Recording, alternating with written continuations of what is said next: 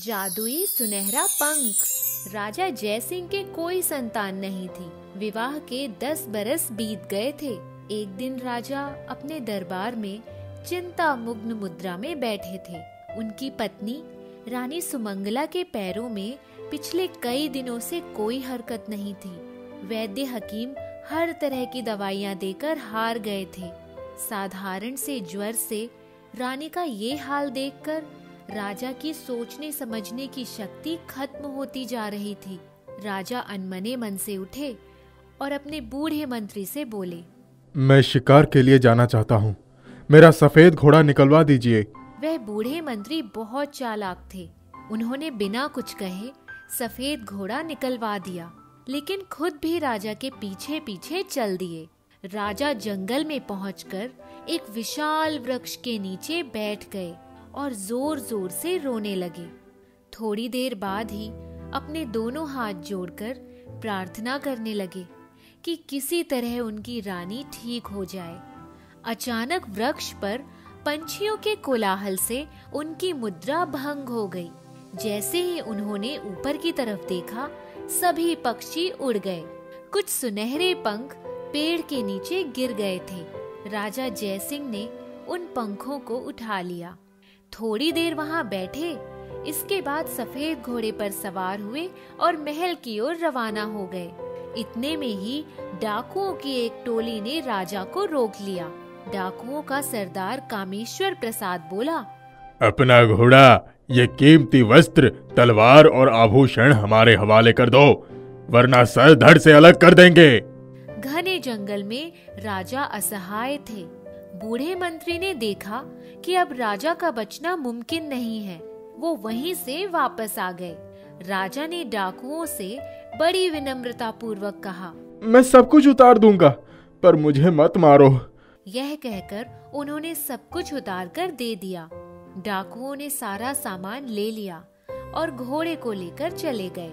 राजा के पास सिवाय उस पंख के और कुछ भी नहीं था, क्योंकि पंख उन्होंने नीचे ही रख दिया था। डाकुओं के जाने के बाद उन्होंने पंख हाथ में उठाया ही था कि उनके पूरे शरीर पर वस्त्र आ गए और उनका घोड़ा दौड़ता हुआ उनके पास आ गया। राजा जयसिंह तुरंत घोड़े पर सवार हुए और महल की तरफ बढ़ गए। महल पहुंचकर उन्होंने सबसे पहले सिपाहियों को जंगल में भेजकर डाकुओं को पकड़ने का आदेश दिया। रानी सुमंगला के पास आकर उन्होंने वह सुनहरा पंख उनके हाथों में दे दिया और बोले, रानी, अब मुझे पूरा विश्वास है कि आप ठीक हो जाएंगी। राजा ने जंगल में होने वाली सारी घटना रानी को सुनाई।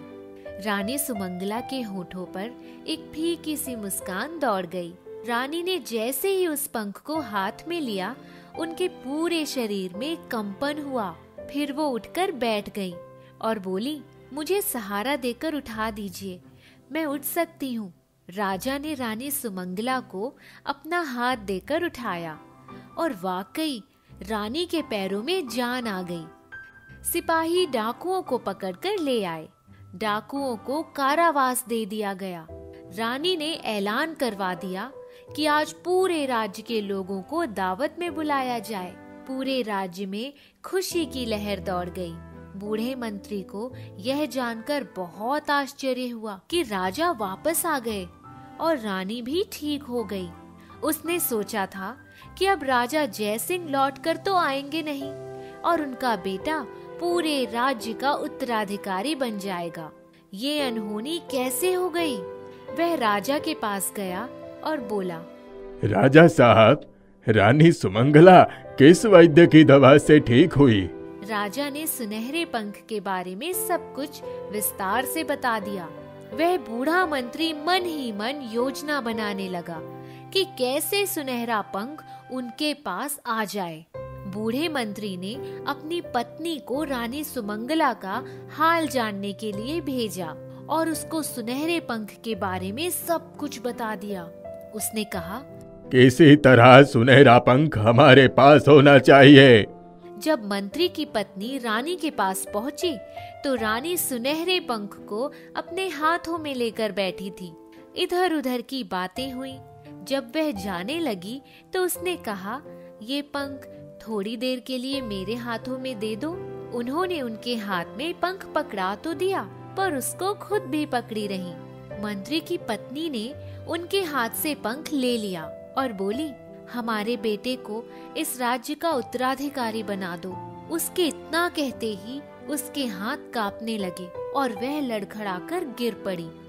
रानी सुमंगला ठहाका लगाकर हंस पड़ी। तभी राजा जयसिंह रानी के कक्ष में आ गए। उन्होंने मंत्री की पत्नी को इस हालत में देखा तो हैरान हो गए। रानी ने राजा को सब कुछ बताया। राजा ने कहा, इनके मुंह पर पानी के छींटे डालो, होश में आ जाए तो उनके घर भिजवा देना। मैं चलता हूँ, बूढ़े मंत्री की खबर लेता हूँ। जिसको मैंने जीवन भर इतना सम्मान दिया, वही आस्तीन का सांप निकला। राजा ने तुरंत बूढ़े मंत्री को उनके बेटे सहित बुलवाया और उन सबको आजीवन कारावास की सजा सुना दी। रानी सुमंगला भरपूर श्रृंगार करके रात की दावत में शामिल हुई। सुनहरे पंख उनके जूड़े की शोभा बने थे। कुछ ही महीनों के बाद राजा के यहाँ सुंदर पुत्र का जन्म हुआ। राजा की खुशी का ठिकाना नहीं था। राजा ने उन सुनहरे पंखों को अपनी तिजोरी में सुरक्षित रख दिया। जब भी कोई कठिनाई आती तो सुनहरा पंख निकालकर उससे विनती की जाती और राजा को उस समस्या से मुक्ति मिल जाती। जादुई सुनहरे पंख ने राजा जयसिंह और रानी सुमंगला का जीवन खुशियों से भर दिया। जादुई कौवा। करण बड़े ही दुख मन से घर की तरफ लौट रहा था। आज उसे कोई भी काम नहीं मिला। उसे जोरों की भूख लगी थी, इसीलिए एक आम के पेड़ के पास पहुंच गया और तोड़कर आम खाने लगा। उसके कानों में कुछ आवाजें आने लगी और उसने मुड़कर देखा तो एक पेड़ के नीचे कुछ लोग खड़े होकर पेड़ के ऊपर देख रहे थे और आपस में कुछ बोल रहे थे। उसके कदम उस तरफ बढ़ गए। वहाँ पेड़ के ऊपर एक पतंग के मांझे में फंसा हुआ एक कौवा लटक रहा था। वह बार बार पंख फड़फड़ा रहा था, लेकिन मुक्त नहीं हो सका। अरे ये कौवा आज सुबह से इस पतंग के मांझे से फंसकर लटका हुआ है। अब इसका निकलना बड़ा मुश्किल है। ये इस बंधन से निकल भी नहीं पाएगा और ऐसे ही मर जाएगा। अरे नहीं नहीं, ये बेचारा भी हमारी तरह ही एक जीव है, इसे भी जीने का हक है। मैं इसे बचा लूंगा। अरे करण, एक कौवे के लिए क्यों अपनी जान को जोखिम में डाल रहा है? वो बड़ी पतली डाली से लगे हुए मांझे में फंसा हुआ है। मैं पूरी कोशिश करूंगा कि इस कौवे को बचा लिया जाए। करण आगे बढ़ा और पेड़ पर चढ़ता चला गया। उसने अंदाजा लगा लिया था कि पतली डाली पर चढ़ना यानी खतरे को मोल लेना है। वह मांझे की तरफ बढ़ रहा था कि उसके पैर में चोट आ गई। उसने मांझे को पकड़ा और अपनी तरफ लेकर उसे ऊपर से तोड़कर कौवे को लेकर नीचे उतर आया। अरे वाह करण, आखिरकार तुमने इस कौवे को बचाकर ही दम लिया। अरे तुम्हारे पैर में तो चोट लग गई, खून भी आ रहा है। मुझे चोट के दर्द की परवाह नहीं है। सबसे बड़ी खुशी इस कौवे को बचाने में हुई है। मुझे दया आ गई थी और मैं इस कौवे को बचाने के लिए पेड़ पर चढ़ गया। इसे थोड़ा पानी पिलाऊंगा, कुछ खिलाऊंगा और फिर ये उड़ने के लिए आजाद हो जाएगा। करण उस कौवे को आम खिलाकर और पानी पिलाकर उड़ाने के लिए तैयार हो गया। कौवा करण के जख्म के पास चोंच ले गया और चमत्कार हुआ। जख्म और दर्द दोनों चले गए। अरे मेरा जख्म और दर्द दोनों गायब। कमाल हो गया। अब तुम आराम से उड़कर आजादी का आनंद लो। उड़ते समय चारों तरफ सावधानी से देखकर उड़ना। आपका मैं बहुत बहुत आभारी हूँ। मैं उस पेड़ पर सवेरे से लटका हुआ था। सभी लोग सिर्फ तमाशा देखते रहे, लेकिन मुझे बचाने के लिए कोई नहीं आया। मैं तो जिंदगी की आशा छोड़ चुका था। आपने मुझे बचा लिया। मैंने अपना काम किया। तुम्हें बचाने के बाद मुझे बहुत आत्मसंतोष मिला। आपके परिवार में कौन कौन है? मैं तो इस दुनिया में अकेला ही था। मेरे साथ कुछ जीव जुड़ गए हैं। मैं चाहता हूँ तुम भी मुझसे जुड़ जाओ, दोस्त बन जाओ। हाँ हाँ, क्यों नहीं। अब तो मैं आपसे हमेशा के लिए जुड़ गया हूँ। आज से आपकी और मेरी पक्की दोस्ती। अच्छा, ये बताइए कि आप आज कहाँ गए थे? ऐसा है दोस्त, मेरा काम है रोज कुआं खोदना, रोज पानी पीना। मेरा मतलब रोज काम करता हूँ, 2 पैसे मिलते हैं। जिस दिन काम नहीं मिलता उस दिन मामला फटे हाल रहता है। आज का दिन भी कुछ ऐसा ही था, लेकिन मुझे खुशी है कि तुम्हें बचाकर मैंने एक अच्छा काम किया। मुझे दुआ भी मिली और दोस्त भी मिल गया। मेरे होते हुए मेरा दोस्त फटे हाल कैसे रह सकता है? आपने सुबह से खाना नहीं खाया। यहाँ नीचे बैठिए, पेट पूजा भी हो जाए। कौवे ने अपनी चोंच उठाकर हवा में देखा और जैसे ही सर नीचे किया, भोजन की सजी हुई स्वादिष्ट व्यंजनों की 2 छोटी बड़ी थाली सामने आ गई। करण की आश्चर्य मिश्रित खुशी का ठिकाना नहीं था। दोनों अपनी अपनी थाली का भोजन बड़े प्रेम से करने लगे। मेरे दोस्त यहीं रुको, मैं जल्दी ही लौटूंगा। कौवा उड़ा और बहुत दूर चला गया। करण ने आज अपने जीवन में यह नया चमत्कार देखा था। इतना स्वादिष्ट भोजन भी पहली बार ही किया था। उसने आकाश की तरफ देखा तो उसका मित्र कौवा तेजी से अपने मुंह में एक पत्थर लिए हुए उड़ता चला आ रहा था। आओ दोस्त, आज तुमने मुझे बहुत स्वादिष्ट भोजन कराया। ये पत्थर क्यों लेकर आए हो? दोस्त अभी बताता हूँ, वो दूर पड़ा हुआ लोहा लेकर आओ। करण वह लोहा लेकर आ गया। अब इस पत्थर का लोहे से स्पर्श कराओ। करण ने जैसे ही पत्थर को लोहे पर रखा तो चमत्कार हो गया। उसकी आंखें फटी की फटी रह गईं। वह पूरा लोहा सोना बन गया। अरे दोस्त, ये तो जैसे जादू हो गया, कमाल हो गया। हाँ, अब मेरा दोस्त मालामाल हो गया। अब इस पत्थर को अपने पास संभाल कर रख लो और जब चाहो इसके कमाल से सोना बना लो। चलो, मैं आपके घर भी चलता हूँ। दोनों घर पर पहुँच गए। वहाँ एक कुत्ता शेरू, बंदर चीकू जैसे करण का इंतजार ही कर रहे थे। दोनों पास आ गए। कौवे ने फिर चोंच ऊपर की और खाना आ गया। शेरू और चीकू प्यार से खाने लगे। शेरू और चीकू, तुमने इतना कमाल तो देख ही लिया।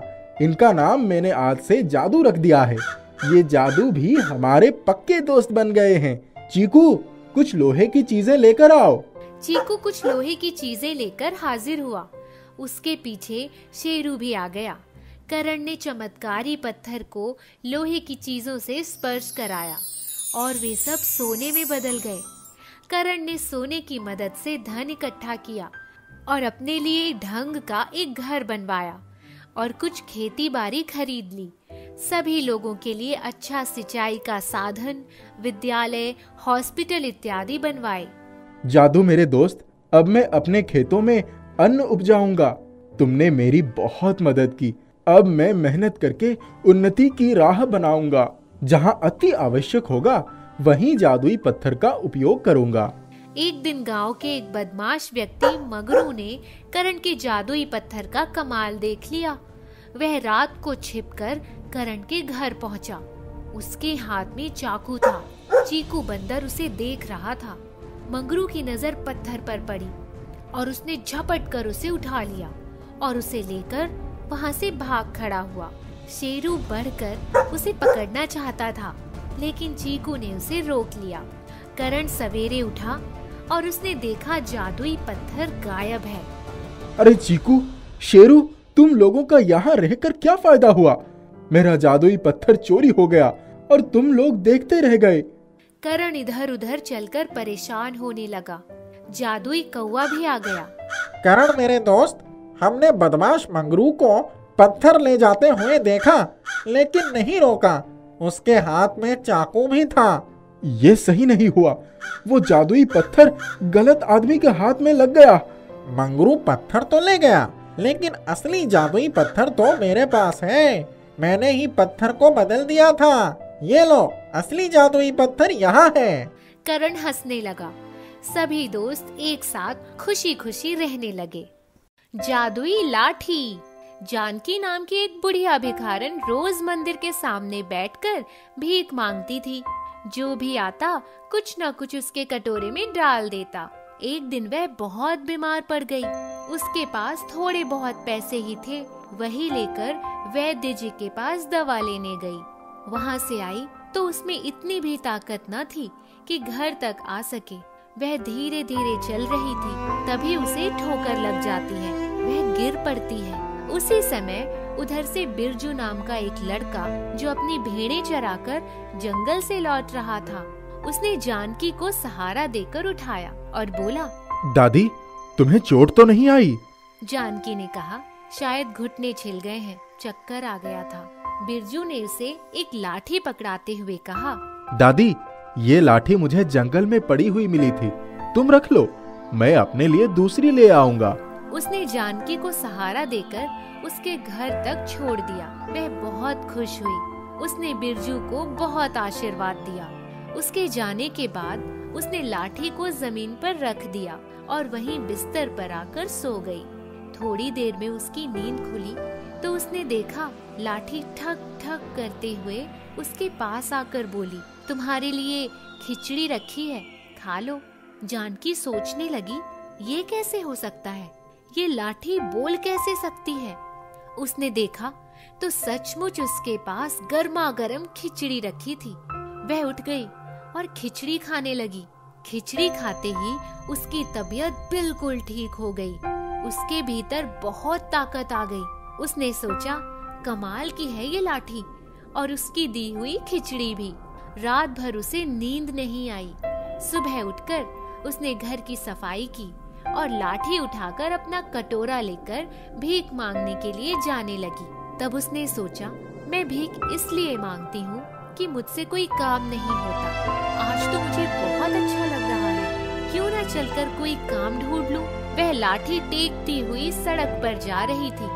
तभी उसने देखा कि कुछ लोग तसले में मिट्टी ला लाकर सड़क पर फेंक रहे हैं। वह ठेकेदार के पास गई और बोली, बाबूजी, मुझे भी काम दे दो। ठेकेदार ने उसकी तरफ देखा और कहा, तुम मिट्टी उठा पाओगी? जानकी ने कहा, हाँ हाँ, क्यों नहीं। ठेकेदार ने उसे एक तसला दे दिया। जानकी के पास तो न जाने कहां से इतनी ताकत आ गई कि जब तक और लोग एक तसला मिट्टी फेंकते, तब तक वह 3 बार मिट्टी फेंक रही थी। वह खुद अपने ऊपर हैरान थी। शाम को ठेकेदार ने जानकी को मजदूरी के पैसे देते हुए कहा, अम्मा, कल भी आ जाना। जानकी पैसे लेकर लाठी ठकठकाती हुई घर आ गई। लाठी को एक कोने में टिकाकर वह मुंह हाथ धोकर बैठी थी कि लाठी ठक ठक करती हुई आई और बोली, आज तो तुमने बहुत मेहनत की है ना, चलो अच्छा अच्छा खाना खा लो। उसके सामने तरह तरह के पकवानों की थाली आ गई। जानकी ने झटपट सारे पकवान खा लिए। फिर लाठी को हाथ में लेकर बोली, लाठी लाठी, सच बताओ तुम कौन हो। लाठी छिटक कर दूर जाकर खड़ी हुई और बोली, जानना चाहती हो मैं कौन हूँ? तो सुनो मेरी कहानी। मैं एक साधारण सी लाठी हूँ। मुझे एक जादूगर ने जादुई लाठी बना दिया, लेकिन वह मेरा गलत फायदा उठाने लगा।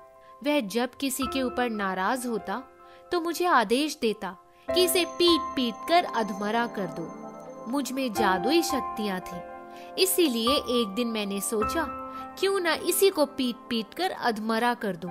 यह मुझसे निर्दोष लोगों को पिटवाता है और मैंने उसे अधमरा कर दिया। मैं उसको छोड़कर जंगल में एक पेड़ के नीचे आराम कर रही थी कि तभी बिरजू ने मुझे देख लिया और मैं तुम्हारे पास आ गई। जानकी बोली, तुमने बिरजू की कोई मदद क्यों नहीं की? वह बोली, मैं उसकी मदद करना चाहती थी, पर उसने मुझे तुम्हें सौंप दिया। जानकी ने कहा, तुम मेरा बुढ़ापा खत्म कर दो। उसके इतना कहते ही जानकी के पूरे शरीर में झंझनाहट सी हुई और अपनी उम्र से 30 साल पीछे चली गई। अपने शरीर को देखकर वह फूली नहीं समाई। उसने कहा, अब तो मैं पहले जैसी स्वस्थ हो गई। अब मैं कोई भी काम करके अपना और दूसरों का पेट पाल लूंगी। तुमने मेरी काया ही पलट दी। लाठी बोली, बोलो तुम्हें क्या चाहिए? जानकी ने कहा, मुझे इतना धन दे दो कि मेरे दरवाजे से कोई खाली हाथ न जा पाए। मैं सबकी मदद कर पाऊं। मेरे साथ जो भीख मांगने बैठते थे, मैंने देखा है वो कितनी जिल्लत की जिंदगी गुजारने के लिए मजबूर है।